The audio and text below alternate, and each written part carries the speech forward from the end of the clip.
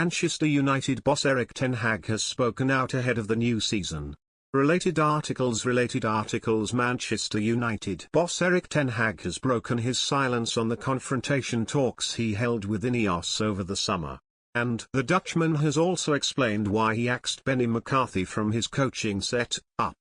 Ten Hag led the Red Devils to FA Cup final victory over Manchester City in May, but was then kept waiting on a decision over his future after club chiefs oversaw an end-of-season review.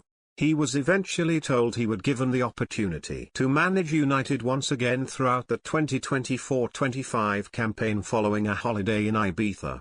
Yes, communication broke down with INEOS, Ten Hag explained during an interview with AD Sport World. But I was just celebrating holidays with my loved ones, and I let things happen.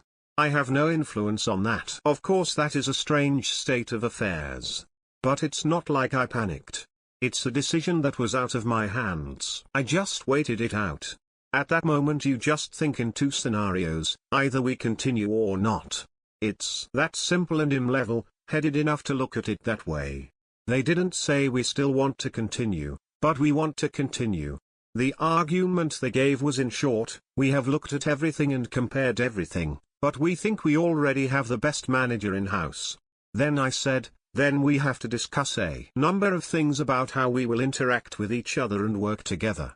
We had a good, honest, but also confrontational conversation about this, as it should be at the top. Ten Hag has made a whole host of changes to his backroom set-up since the last campaign ended, with Rene Haken, former United striker Ruud van Nistelrooy joining the club as assistant managers. McCarthy, meanwhile, has been let go following a 2-year spell as forwards coach, with former number 2 Mitchell van der Gaag also heading through the Old Trafford exit. And discussing the backroom changes, Ten Hag added, if you want to get better, you have to innovate.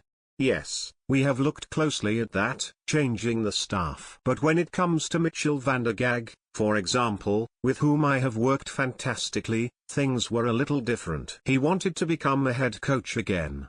Then that is the time to break up. I look at quality. This is the Premier League. Not only do you look at the absolute top when composing your group of players, this also applies to the coaches, specialists and staff members.